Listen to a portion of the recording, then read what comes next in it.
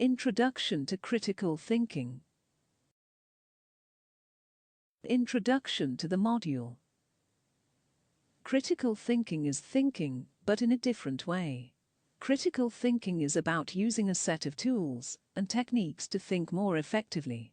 In this module, you learn about critical thinking, its types and features. Topics to be covered. What is thinking? What is critical thinking? Manual thinking, not automatic. Purposeful. Being aware of the partiality of your thinking. A process. Thinking that uses a tool set. Critical thinking facts. Types of critical thinking. Inductive reasoning. Deductive reasoning. Some prominent features of critical thinking. Critical thinking is reflective. Critical thinking involves standards. Critical thinking is authentic. Critical thinking involves being reasonable. What is thinking?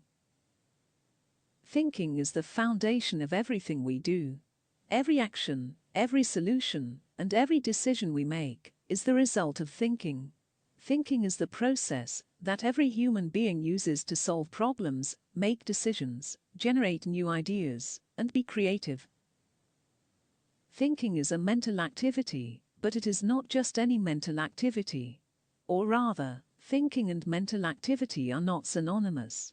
For example, basic visual perception, memory consolidation, and coordination of sensory motor activity are all very sophisticated mental activities. Still, these kinds of behaviors are not usually considered to be thinking. Thinking is a very specific subset of mental activity that involves working with mental representations, planning and executing behaviors, and the coordination of cognitive resources. What is critical thinking? Critical thinking is skillful, responsible thinking that is conducive to good judgment because it is sensitive to context, relies on criteria, and is self-correcting. Many people describe critical thinking using terms such as analytical, thoughtful, questioning, probing, non-emotional, organized, innovative, Socratic, logical, methodical, not taking things for granted, examining, details, exhaustive, outside the box, scientific, and procedural. The odds are that you've heard and probably used a few of these terms. But they aren't exactly the same thing. Critical thinking is a purposeful method for enhancing your thoughts beyond your automatic everyday way of thinking. It's a process that uses a framework and toolset. Most would agree critical thinking is not our everyday, automatic, not really thinking about it thinking. Critical thinking is manual thinking, not automatic. Purposeful. Being aware of the partiality of your thinking. A process. Thinking that uses a toolset. Manual thinking, not automatic. Critical thinking is manual, rather than automatic thinking. Let's first take a look at automatic thinking, the kind of thinking we do the most. Have you ever driven your car to work, but didn't remember the drive when you got there? What about a time when you put your keys down and had no idea where they went a few minutes later? This is what happens when you're in automatic thinking mode. It is still thinking, but you are not necessarily aware of what you are thinking. Your brain is a very powerful pattern recognition machine. You've probably had the experience of talking with someone and being able to predict how they are going to react because it's a pattern. We recognize many things, such as places, people, noises, and smells. Your brain's automatic mode is extremely helpful in guiding your thinking. However, unbeknownst to you, it also discards, distorts, and creates information. Although this tendency can be beneficial in many situations, such as your drive to work, it can also be a drawback. When you have to think about something important, you want to get out of automatic mode and go into manual, that is, critical thinking. Purposeful. Critical thinking is purposeful. You make a conscious effort to leave automatic mode as you start to consider a certain situation. You begin to think a little bit differently using some of the techniques of critical thinking. You are very aware of what you are thinking and are thinking purposefully. For example, when you are learning something for the very first time, you are very attentive. You listen carefully to determine whether you understand. You're aware that your goal is to learn something. Being aware of the partiality of your thinking. Critical thinking means that you're aware of the partiality of your thinking. Most of the people assume critical thinking is non-emotional thinking. That would be great if humans could actually achieve it. But you are undoubtedly a human being, and humans have emotions, biases, and prejudices that stem from our values. Although it is possible to be aware of these, it is impossible to ignore them. Your values are a part of you, play an important role in how you come to conclusions. You cannot be completely impartial, but you can be aware of the components of your partiality and how they influence you. A process. Critical thinking is a process. This process requires that you understand a situation, come to a conclusion about what to do, and take action on that conclusion. We have many processes in business, the steps we follow to get us from A to B. For example, a customer who has a problem may call customer care. A typical process there might include understanding why the customer is calling, assessing the situation, asking a series of questions, perhaps looking information up in a database, and coming to conclusions about what the issue is, what you can do about it, or whether you have to escalate it. Thinking that uses a tool set. Critical thinking is conducted within a framework and toolset.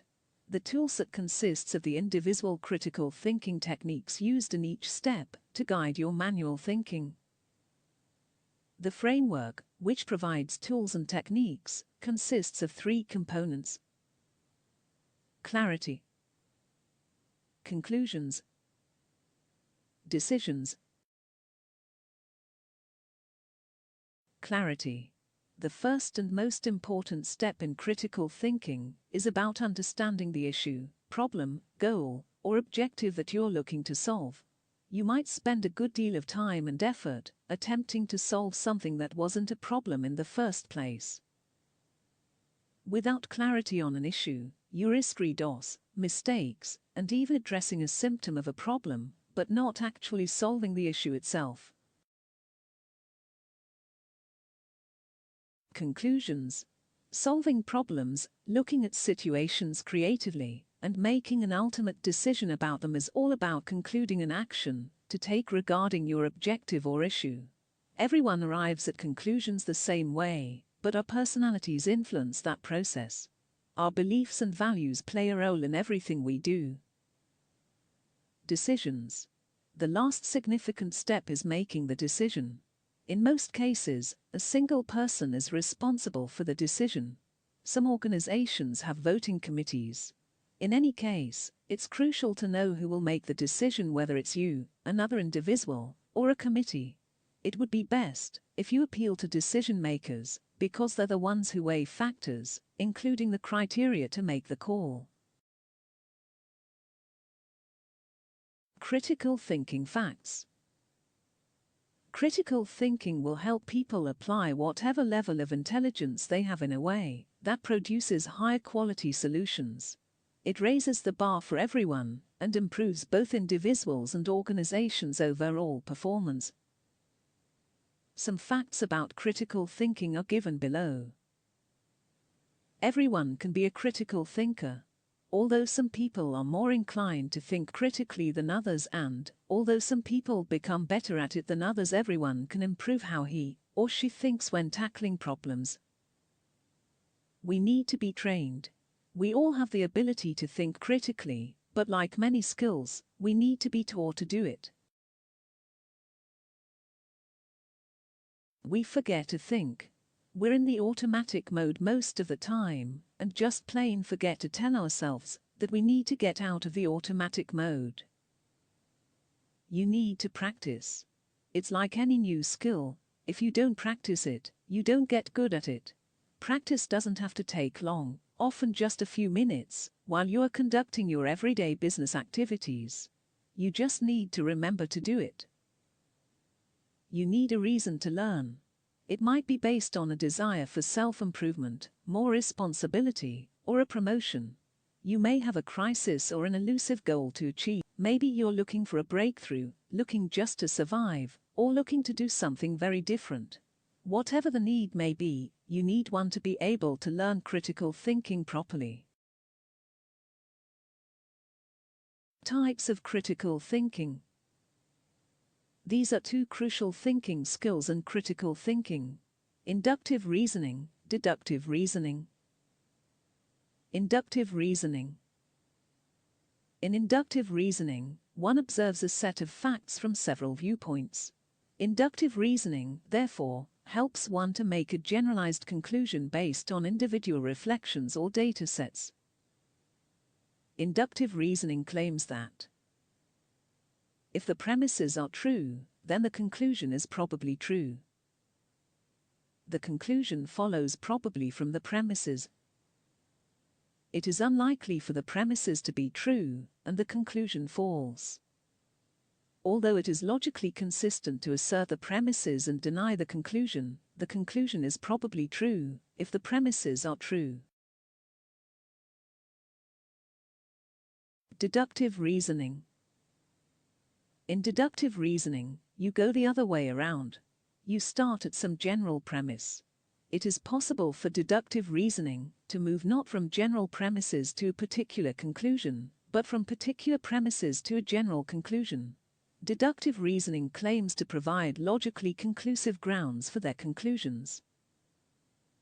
Deductive reasoning claims that if the premises are true, then the conclusion must be true. The conclusion follows necessarily from the premises.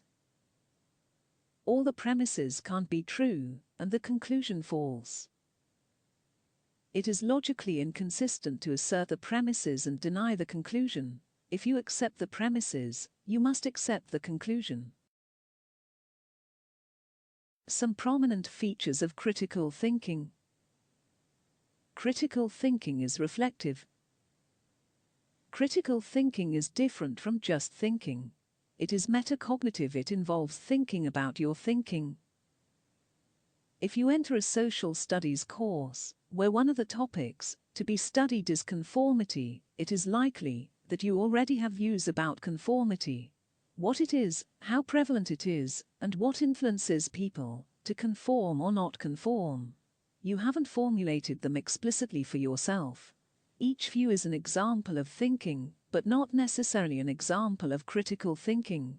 Critical thinking starts once you reflect on your thinking. Why do you have these views about conformity? Since your views are really conclusions, what evidence are they based on? Critical thinking involves standards. Critical thinking involves having your thinking measure up to criteria. You can think about something accurately or inaccurately. When you reason out and try to understand the main ideas in a course you are taking, you can do so on a superficial level, or can try to understand them deeply, trying to get at the heart of the matter.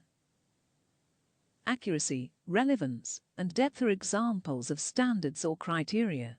The words critical and criteria come from the same root, meaning judgment. For your thinking to be critical thinking, you have to make judgments that meet the criteria of reasonableness. Critical thinking is authentic. The essence of critical thinking comes into play Only when you address real problems and questions, rather than artificial ones. Critical thinking is far more about what you actually believe or do.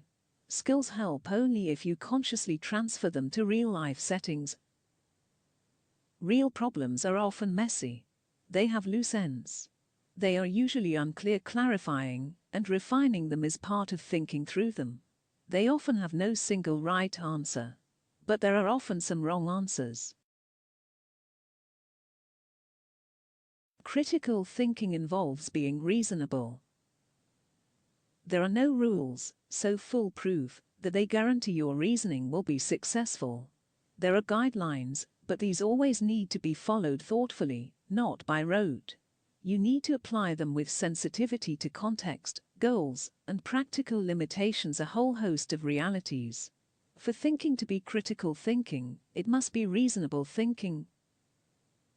There are no rules to tell us if our reasoning is correct, precisely because we must use our reasoning to evaluate rules, rather than vice versa. The only way we can decide whether to follow certain rules is if we use our best reasoning to determine that those rules are reasonable, that they lead to reasonable results when followed.